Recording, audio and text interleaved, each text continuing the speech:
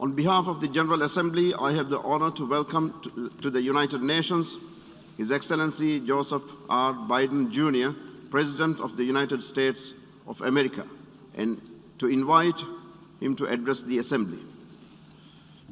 Mr. President, Mr. Secretary General, my fellow delegates, to all those who dedicate themselves to this noble mission of this institution, it's my honor to speak to you for the first time as President of the United States. We meet this year in a moment of intermingled with great pain and extraordinary possibility. We've lost so much to this devastating pandemic that continues to claim lives around the world and impact so much on our existence. We're mourning more than 4.5 million people of every nation, from every background. Each death is an individual heartbreak, but our shared grief is a poignant reminder that our collective future will hinge on our ability to recognize our common humanity and to act together. Ladies and gentlemen, this is the clear and urgent choice that we face here at the dawning of what must be a decisive decade for our world, a decade that will quite literally determine our futures. As a global community, we're challenged by urgent and looming crises, wherein lie enormous opportunities if we can summon the will and resolve to seize these opportunities. Will we work together to save lives, defeat COVID-19 everywhere, and take the necessary steps to prepare ourselves for the next pandemic, for there will be another one? Or will we fail to harness the tools at our disposal as the more virulent and dangerous variants take hold? Will we meet the threat of challenging climate, the challenging climate we're all feeling, already ravaging every part of our world with extreme weather? Or will we suffer the merciless march of ever-worsening droughts and floods, more intense fires and hurricanes, longer heat waves, and rising seas? Will we affirm and uphold the human dignity and human rights under which nations in common cause more than 7 decades ago formed this institution? Will we apply and strengthen the core tenets of the international system, including the UN Charter and the Universal Declaration of Human Rights, as we seek to shape the emergence of new technologies and deter new threats? Or will we allow those universal principles to be trampled and twisted in the pursuit of naked political power? In my view, how we answer these questions in this moment, whether we choose to fight for our shared future or not, will reverberate for generations yet to come. Simply put, we stand, in my view, at an inflection point in history. And I'm here today to share with you how the United States intends to work with partners and allies to answer these questions, and the commitment of my new administration to help lead the world toward a more peaceful, prosperous future for all people. Instead of continuing to fight the wars of the past, we are fixing our eyes on devoting our resources to the challenges that hold the keys to our collective future. Ending this pandemic, addressing the climate crisis, managing the shifts in global power dynamics, shaping the rules of the world on vital issues like trade, cyber, and emerging technologies, and facing the threat of terrorism as it stands today. We've ended 20 years of conflict in Afghanistan, and as we close this period of relentless war, we're opening a new era of relentless diplomacy, of using the power of our development aid to invest in new ways of lifting people up around the world, of renewing and defending democracy, of proving that no matter how challenging or how complex the problems we're going to face, government by and for the people is still the best way to deliver for all of our people. And as the United States turns our focus to the priorities and the regions of the world, like the Indo-Pacific, that are most consequential today and tomorrow, we'll do so with our allies and partners through cooperation at multilateral institutions like the United Nations to amplify our collective strength and speed our progress toward dealing with these global challenges. It is a fundamental truth of the 21st century within each of our countries and as a global community that our own success is bound up in others succeeding as well. To deliver for our own people, we must also engage deeply with the rest of the world. To ensure that our own future, we must work together with other partners, our partners, toward a shared future. Our security, our prosperity, and our very freedoms are interconnected, in my view, as never before. And so, I believe we must work together as never before. Over the last 8 months, I prioritized rebuilding our alliances, revitalizing our partnerships, and recognizing they're essential and central to America's enduring security and prosperity. We have reaffirmed our sacred NATO alliance to Article 5 commitment. We're working with our allies toward a new strategic concept that will help our alliance better take on evolving threats of today and tomorrow. We renewed our engagement with the European Union, a fundamental partner in tackling the full range of significant issues facing our world today. We elevated the Quad partnership among Australia, India, Japan, and the United States to take on challenges ranging from health security to climate to emerging technologies. We're engaging with regional institutions from ASEAN to the African Union to the Organization of American States to focus on people's urgent needs for better health and better economic outcomes. We're back at the table in international forums, especially the United Nations, to focus attention and to spur global action on shared challenges. We are re-engaged at the World Health Organization and working in close partnership with COVAX to deliver life-saving vaccines around the world. We rejoined the Paris Climate Agreement, and we're running to retake a seat in the Human Rights Council next year at the UN. And as the United States seeks to rally the world to action, we will lead not just with the example of our power, but, God willing, with the power of our example.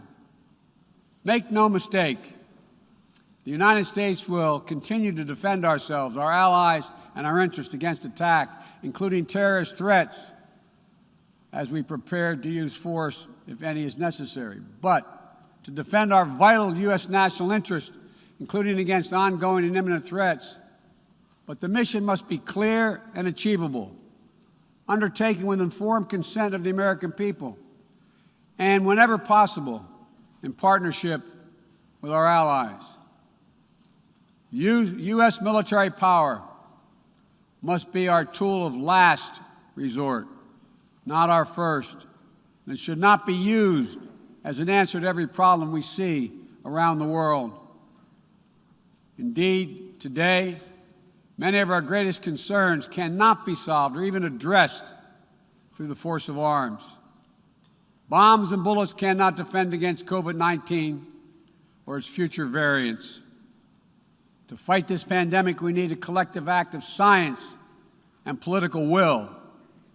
We need to act now to get shots in arms as fast as possible and expand access to oxygen, tests, treatments to save lives around the world.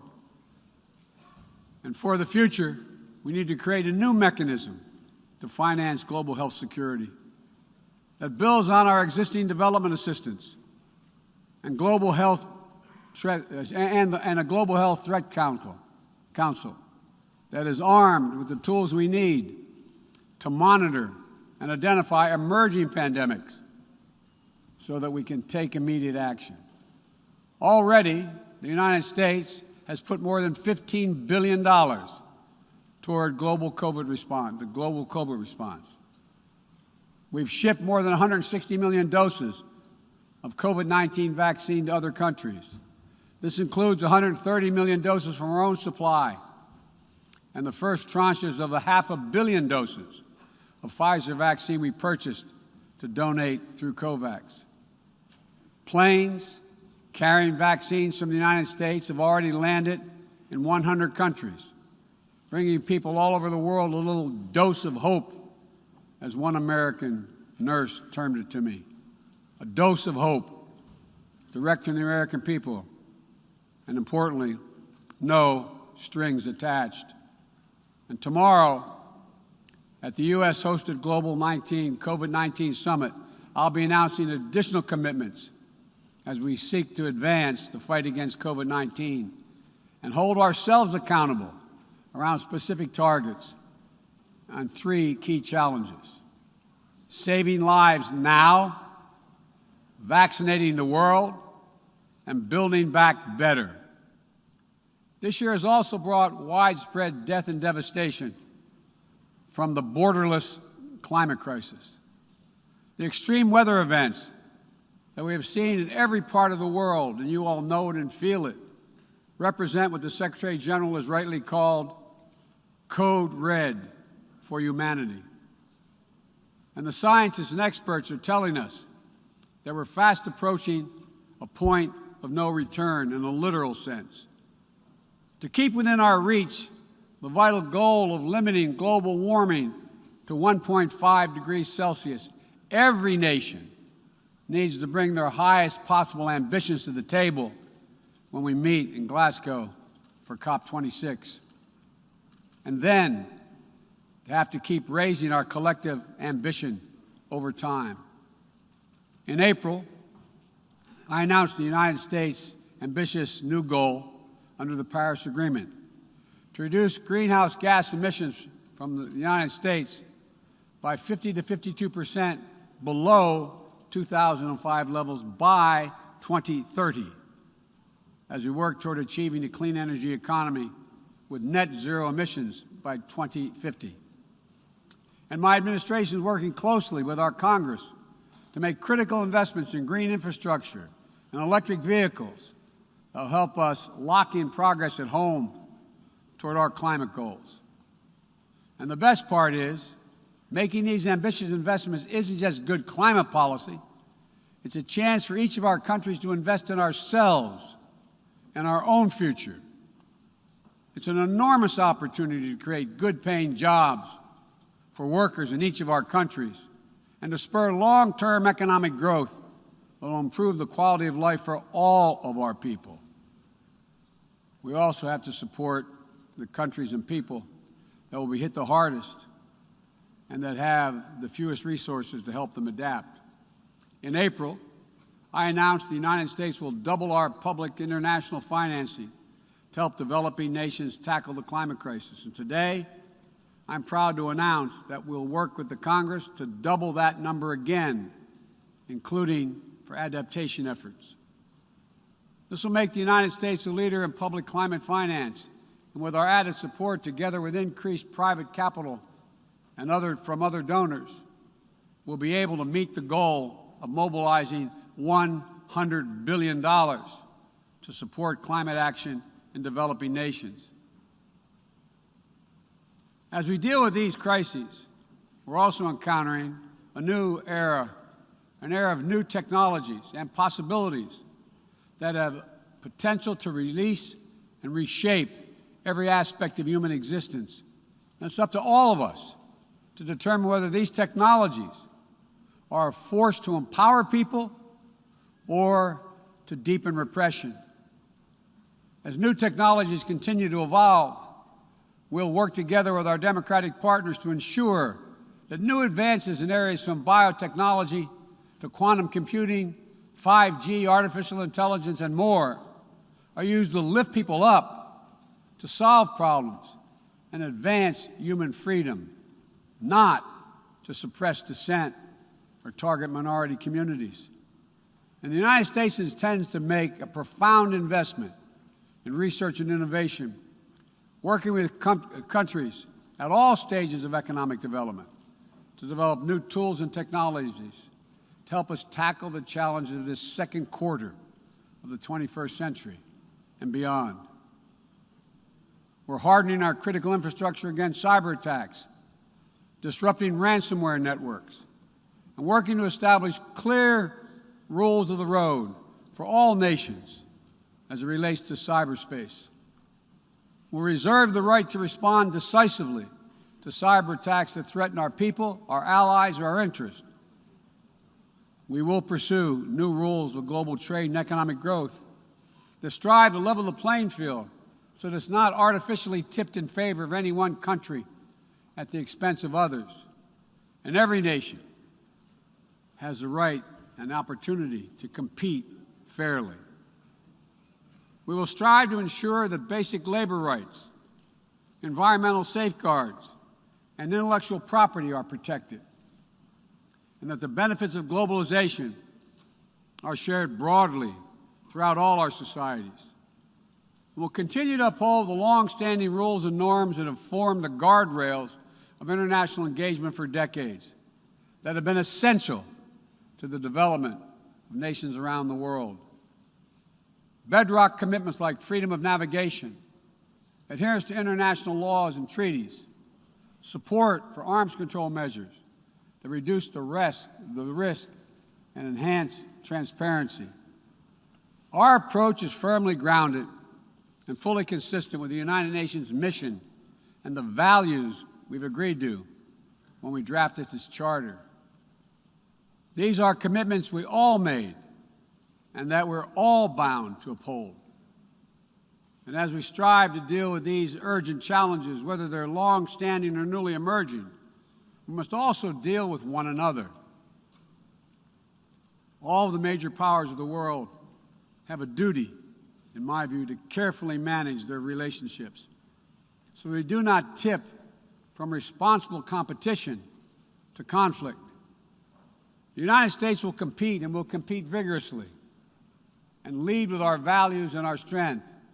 We'll stand up for our allies and our friends and oppose attempts by stronger countries to dominate weaker ones, whether through changes to territory by force, economic coercion, technical exploitation, or disinformation.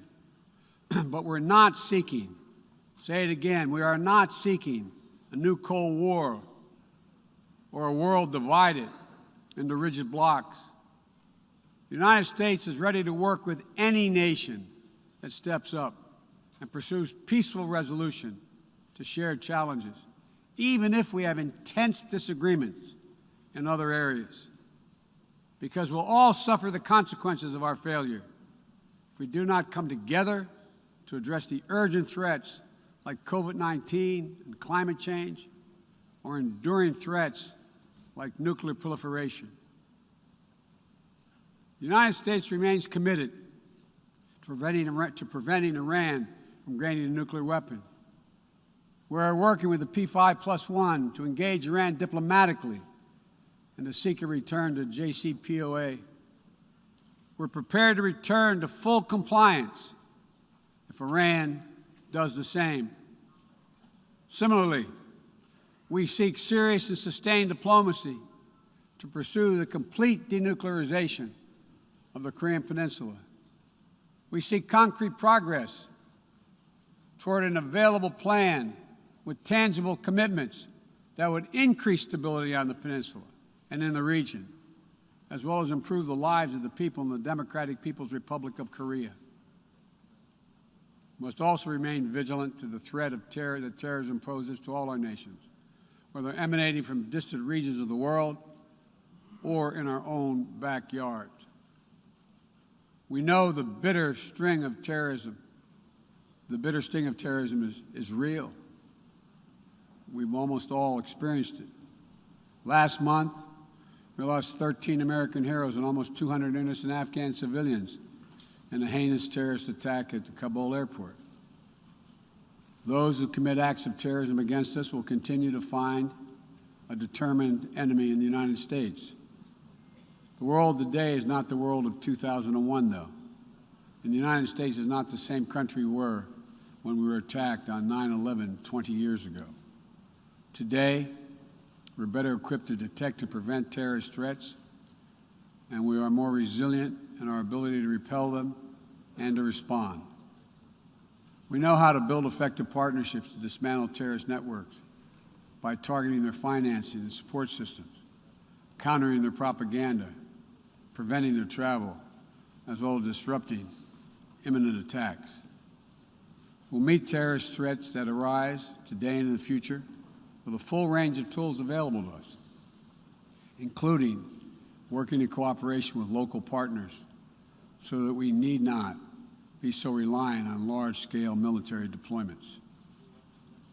One of the most important ways we can effectively enhance security and reduce violence is by seeking to improve the lives of the people all over the world who see that their governments are not serving their needs. Corruption fuels inequality, siphons off a nation's resources, spreads across borders, and generates human suffering, is nothing less than a national security threat in the 21st century. Around the world, we're increasingly seeing citizens demonstrate their discontent, seeing the wealthy and well-connected grow richer and richer, taking payoffs and bribes, operating above the law, while the vast majority of the people struggle to find a job or put food on the table, or to get their businesses off the ground, or simply send their children to school. People have taken to the streets in every region to demand that their governments address people's basic needs, give everyone a fair shot to succeed, and protect their God-given rights. And in that chorus of voices, across languages and continents, we hear a common cry, a cry for dignity, simple dignity. As leaders, it's our duty to answer that call, not to silence it.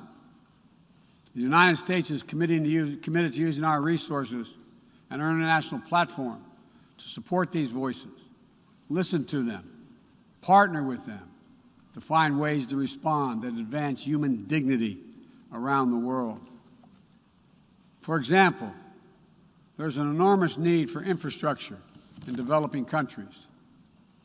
But infrastructure that is low quality or that feeds corruption or exacerbates environmental degradation may only end up contributing to greater challenges for countries over time. Done the right way, however, with transparent, sustainable investment in projects that respond to the country's needs and engage their local workers to maintain high labor and environmental standards, infrastructure can be a strong foundation that allows societies in low and middle-income countries to grow and to prosper. That's the idea behind the Build Back Better world. And together with the private sector and our G7 partners, we aim to mobilize hundreds of billions of dollars in infrastructure investment. We will also continue to be the world's largest contributor to humanitarian assistance, bringing food, water, shelter, emergency health care, and other vital life-saving aid to millions of people in need. When the earthquake strikes, the typhoon rages, or disaster anywhere in the world, the United States shows up. We'll be ready to help. And at a time when nearly 1 in 3 people globally do not have access to adequate food just last year, the United States is committing to rallying our partners to address immediate malnutrition and to ensure that we can sustainably feed the world for the decades to come. To that end, the United States is making a $10 billion commitment to end hunger and invest in food systems at home and abroad. Since 2000, the United States government has provided more than $140 billion to advance health and strengthen health systems, and we will continue our leadership to drive these vital investments to make people's lives better every single day. Just give them a little breathing room. And as we strive to make lives better, we must work with renewed purpose to end the conflicts that are driving so much pain and hurt around the world. We must redouble our diplomacy and commit to political negotiations, not violence, as a tool of first resort, to manage tensions around the world, must seek a future of greater peace and security for all people of the Middle East. The commitment of the United States to Israel's security is without question, and our support for an independent Jewish state is unequivocal. But I continue to believe that a two-state solution is the best way to ensure Israel's future as a Jewish democratic state, living in peace alongside a viable, sovereign, and democratic Palestinian state. We're a long way from that goal at this moment, but we must never allow ourselves to give up on the possibility of progress.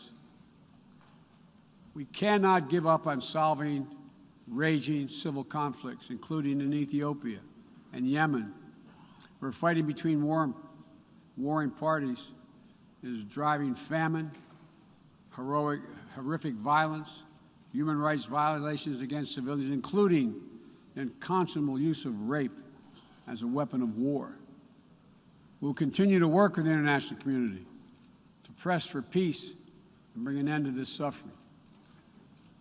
As we pursue diplomacy across the board, the United States will champion the democratic values that go to the very heart of who we are as a nation and a people: freedom, equality, opportunity, and a belief in the universal rights of all people.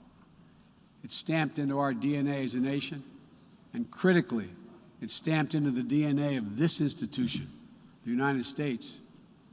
We sometimes forget, I quote the opening words of the Universal Declaration of Human Rights, quote, "The equal and inalienable rights of all members of the human family is the foundation of freedom, justice, and peace in the world." The founding ethos of the United Nations places the rights of individuals at the center of our system. And that clarity and vision must not be ignored or misinterpreted. The United States will do our part, but will be more successful and more impactful if all of our nations are working toward the full mission to which we are called. That's why more than 100 nations united again around a shared statement, and the Security Council adopted a resolution outlining how we'll support the people of Afghanistan moving forward, laying out the expectations to which we'll hold the Taliban when it comes to respecting universal human rights. We all must advocate for women, the rights of women and girls to use their full talents, to contribute economically, politically, and socially, and pursue their dreams free of violence and intimidation. From Central America to the Middle East to Africa to Afghanistan, wherever it appears in the world. We all must call out and condemn the targeting and oppression of racial, ethnic, and religious minorities whether it occurs in Xinjiang or northern Ethiopia or anywhere in the world. We all must defend the rights of LGBTQI individuals so they can live and love openly without fear, whether it's Chechnya or Cameroon or anywhere. As we steer our nations toward this inflection point and work to meet today's fast-moving, cross-cutting challenges, let me be clear. I am not agnostic about the future we want for the world. The future will belong to those who embrace human dignity, not trample it. The future will belong to those who unleash the potential of their people, not those who stifle it. The future will belong to those who give their people the ability to breathe free, not those who seek to suffocate their people with an iron hand. Authoritarianism, the authoritarianism of the world, may seek to proclaim the end of the age of democracy, but they're wrong. The truth is, the democratic world is everywhere. It lives in the anti-corruption activists, the human rights defenders, the journalists, the peace protesters.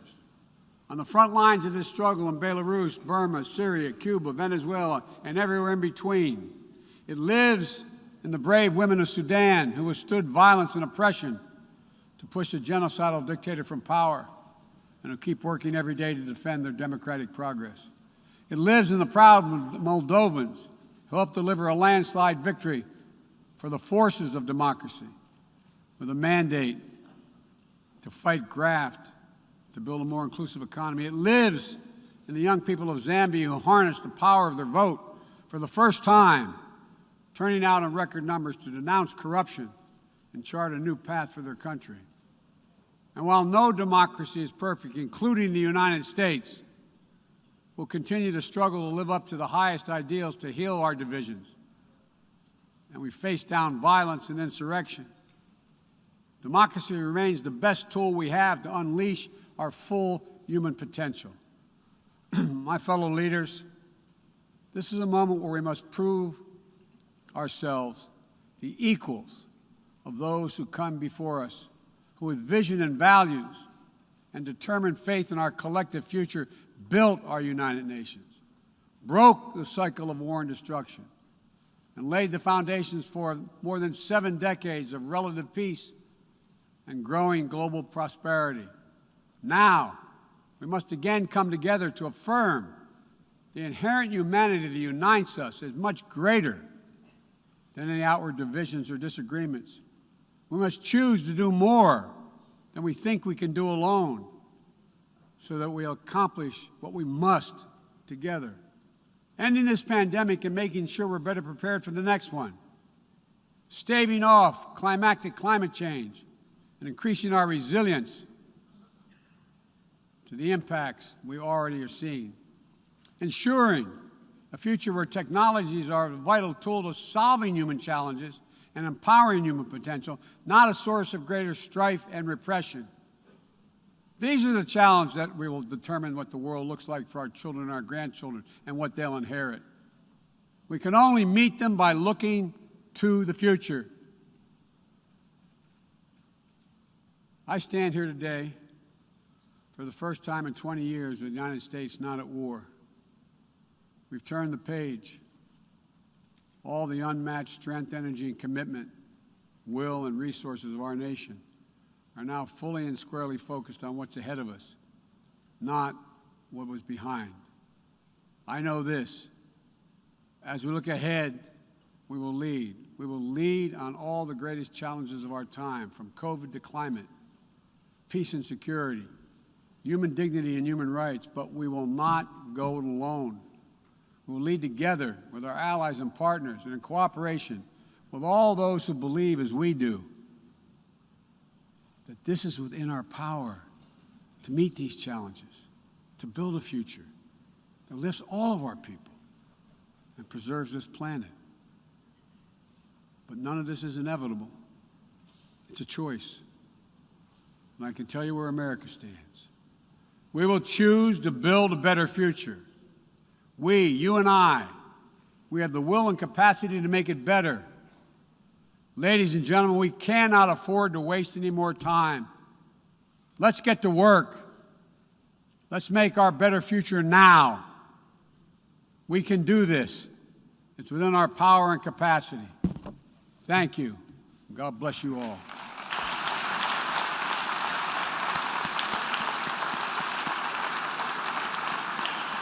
On behalf of the General Assembly, I wish to thank the President of the United States of America for the statement just made, and I request protocol to escort His Excellency.